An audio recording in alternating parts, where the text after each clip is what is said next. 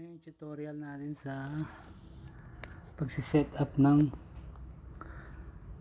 AdGuard Home server, AdGuard Home DNS server sa ating Rain 101 modem. So unang-una gagawa kayo ng account dito sa adguardDNS.io. yan, punta lang kayo dyan, tapos gawa kayo ng account o kaya mag-login kayo. Pwede naman yan yung Gmail account. So nandito yan sa ayan. So dito sa banda rito, pagkatapos ng billing, meron dyang login. So magsa-sign up lang kayo doon. Pwedeng email account yung gagamitin nyo. So pag naka-sign up na kayo, dito tayo, magko-connect kayo ng device. Yan, syempre open WRT yung router. Yan. Tapos lalagyan ng device name. Halimbawa, 101 Bendo Kamuning, gano'n. Halimbawa, kung sa Kamuning, bahala kayo, basta lagyan ng pangalan na may pagkakakilanlan kayo, kung para alam nyo kung saan yung device na yon. So next tapos ito na, use your router admin panel. Ikakopy nyo lang to. Halos same naman lahat ito, yung DNS na gagamitin. Magkakaiba lang mamaya sa link address. So dito tayo sa term use. Tapos syempre yung login tayo sa Rain 101. Yan, kung gusto nyo palakihin, medyo palakihin natin. Yan. Hindi muna ako magse-set up ng password kasi sa client to, bagong reset to. So set up DNS server, piliin nyo yung 10, tapos 8 custom AdGuard Home with registration. Yan, paste syempre. Tapos yung isang IP address niya is IDNS is 59. Yan. Tapos dito na importante, yung link.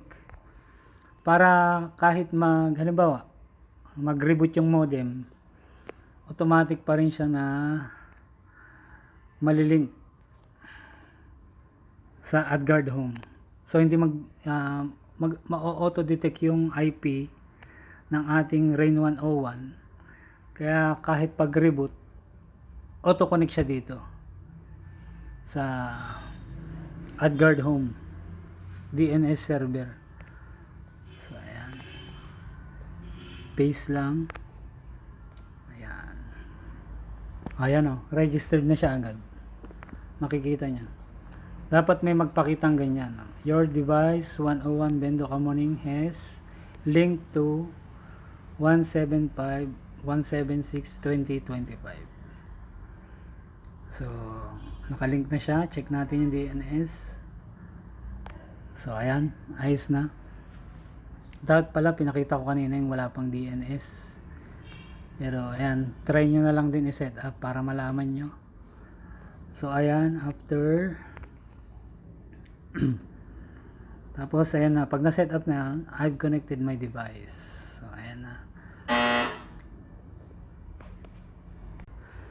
So ayan, hanapin na natin dito si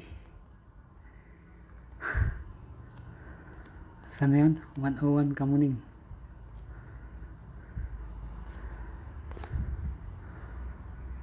Ayun. I-connect pa. So i-connect pa natin siya. Yan.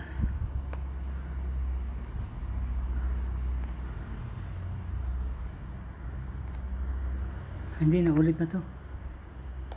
Ayun pala. Your device is protected. Ayun pala. Protected na. So asan na? Ayun, si Kamuning. So ayun, may mga na-block na agad. Ayan, xpldt.com, baidu.com. So ayan yung mga na-block. So i-click lang natin yung back para makita natin.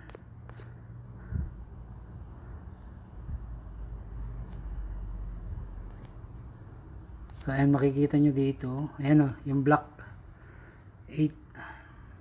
Tapos may settings yan dito.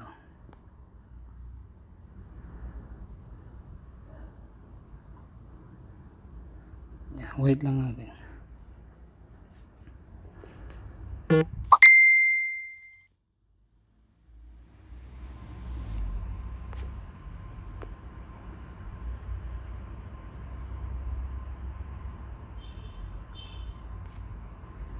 So medyo mabagal siya talaga pag sa CP.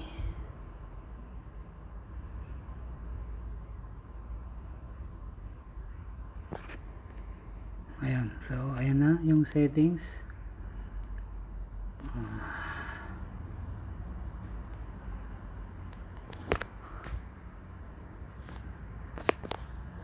Dito pala, teka, wait.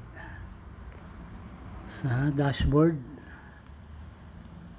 ayan, yung hanapin natin dito yung yon, server settings.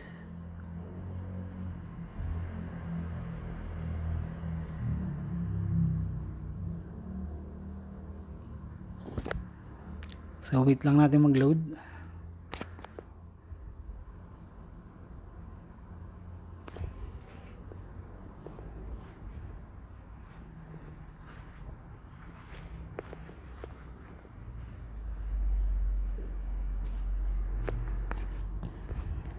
Try natin i-desktop site, baka mas mabilis mag-load.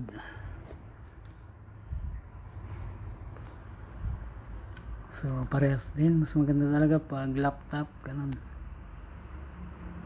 So ayan, ito yung mga settings. Ayan, yung mga blacklist. Ayan, tignan yung mga blacklist. Sa akin kasi nilagay ko lahat yung mga dapat i-block. Ayan, tapos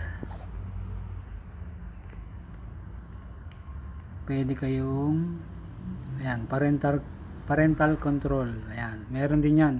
I-on nyo kung gusto nyo, kung gagamitin yung pangbahay.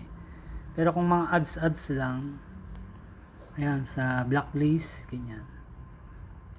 Tapos fine tune DNS security settings. Explore nyo lang yan. Ayan, mga blacklist. Ayan, explore nyo lang, madali lang naman to. Pwede nyo namang i-reset pag sakaling nagkamali kayo rito. Tapos ito, may user rules, kung pwede kayo magdagdag dito ng mga, ayan, gusto nyong i-block. So ito pala, tatanggalin natin to. Tinesting ko lang to dati. So ayun, naka-unblock na. So tanggalin natin. Ay, hindi pala, ganyan lang pala siya. So naka-unblock yung mga yan.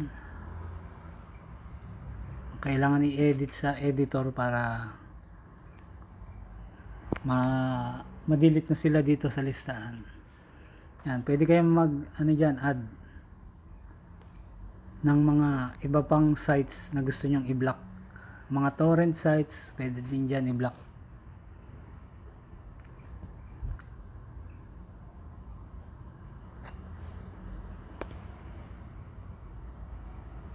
So ayun, pwede kayong maglagay ng 5 devices per server. So ayan na, 53 na yung na-block ng ating 101 Bendo Kamuning. So try natin to. Ad block tester. So ito, naka-block na yan eh. Hindi nagagana yan. Ito, ayan, may ad block tester. Ayan. 78 points. So marami-rami na rin yan na na-block niya. So ito kay Turtle Cute. So ayan.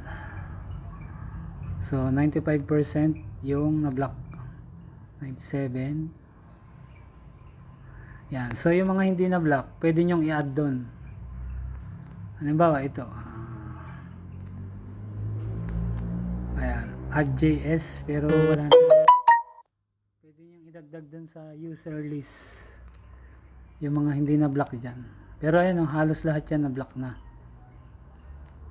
Yan. Yan yung mga na block nya.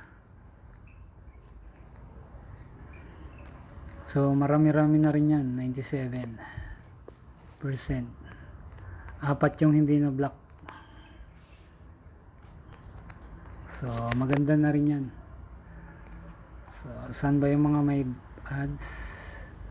Try natin sa speed test. Ito yung madalas may ads. Kaka-open mo pa lang may ads na. So, ito wala. Tignan nyo. Wala na yung mga istorbong ads. Tsaka kahit papano, gumaganda yung ping kapag naka-AdGuard DNS kayo. Kasi nga, gawa nga nung hindi na gumagana yung mga ads.